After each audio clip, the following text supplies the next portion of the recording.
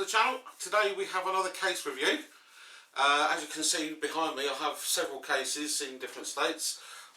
This one is a build in the AVP, sorry, not the AVP, the Sigmatech Scorpio case that I reviewed quite some time ago. Up here we have a build in the CiT Dark Soul case that I did a couple of weeks back. Today we're going to be reviewing this one, which is the CiT Sauron ARGB mid-tower gaming case. No, I'm not sponsored by CiT, despite the fact this is now the second case of theirs I've reviewed. I have actually reviewed more than one case by a manufacturer before. I've done 2 or 3 AVP cases.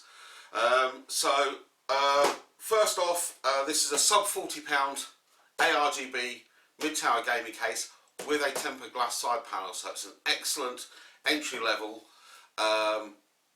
good-looking mid-tower gaming case. So we'll get it out of the box and we'll go over some of the features. First thing we notice is on the beauty side of the case, it is a full side tempered glass side panel. Unlike some other cases where the tempered glass only comes down to maybe where the PSU shroud starts, this one is full side top to bottom, actually covering over the PSU shroud, held in place by 4 thumb screws. Solid tempered glass, and it is clear tempered glass, not tinted, so you've got a clear view through to all your components within inside the case once you've done a build. So we'll just remove the 4 screws and we'll remove the side panel and take a look inside.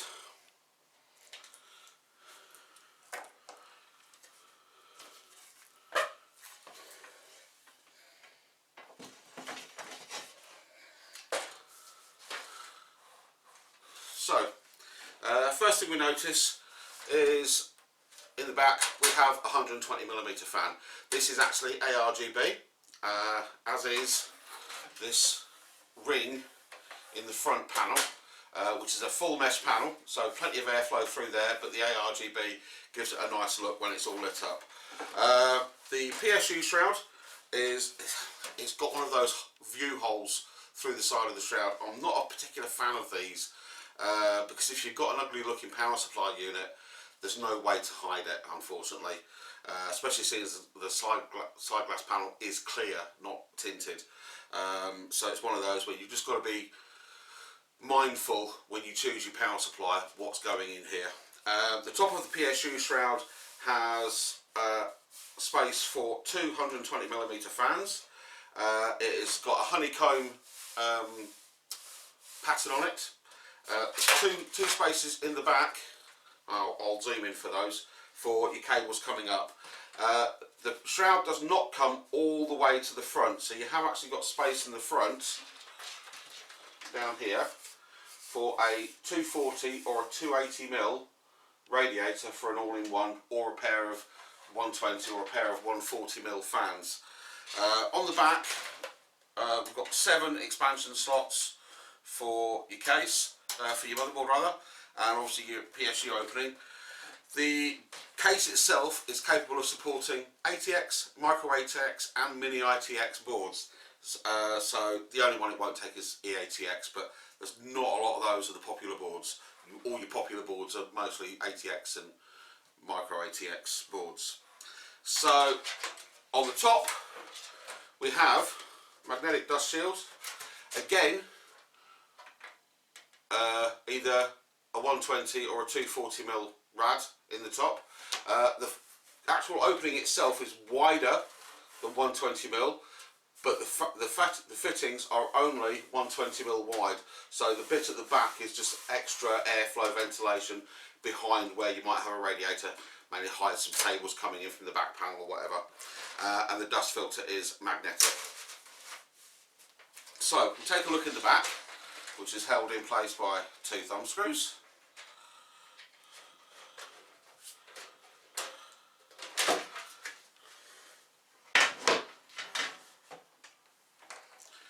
So in the back we've got obviously all the usual suspects. There's our bag of fixings that comes with it.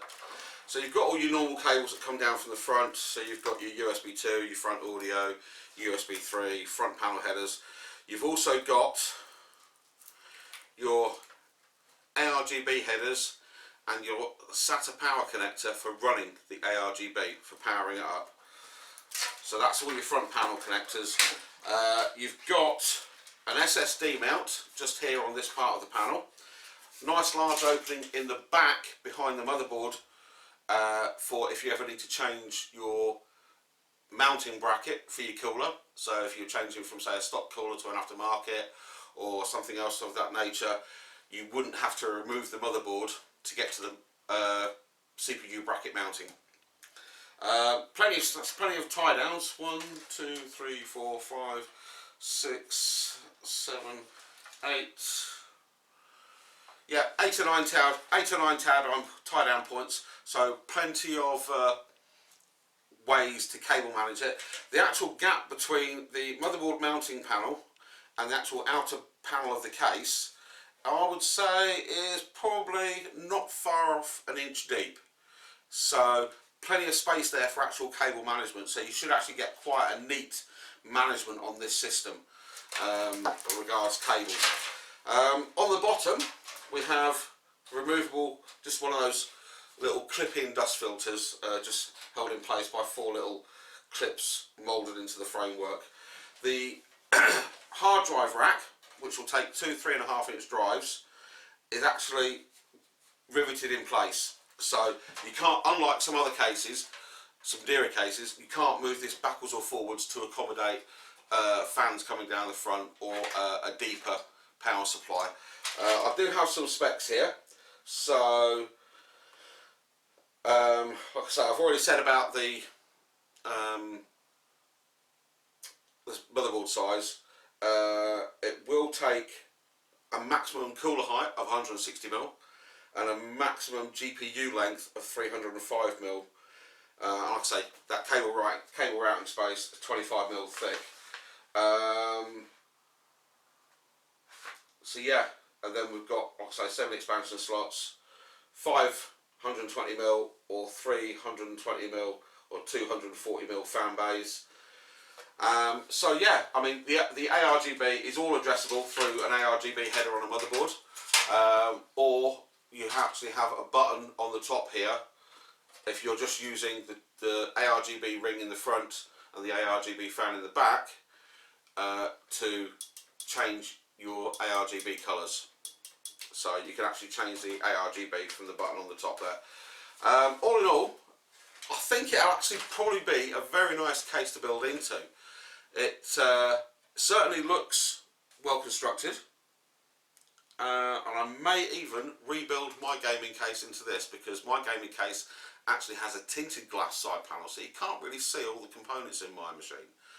And it'd be nice to get them in here and get a bit of extra bling, because I spent quite a bit of money building my gaming machine, and I did kind of, at the time, because it was the last thing I bought, I did kind of cheap out on the case.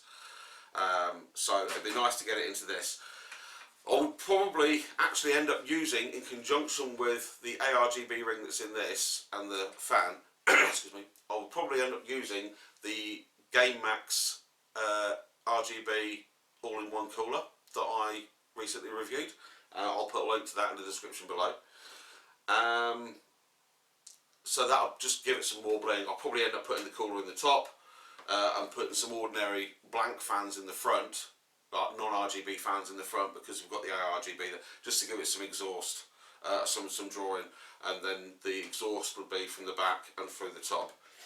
So all in all, yeah, quite happy with this case. As always, any comments, hit them down below, and I'll respond to them as soon as I possibly can.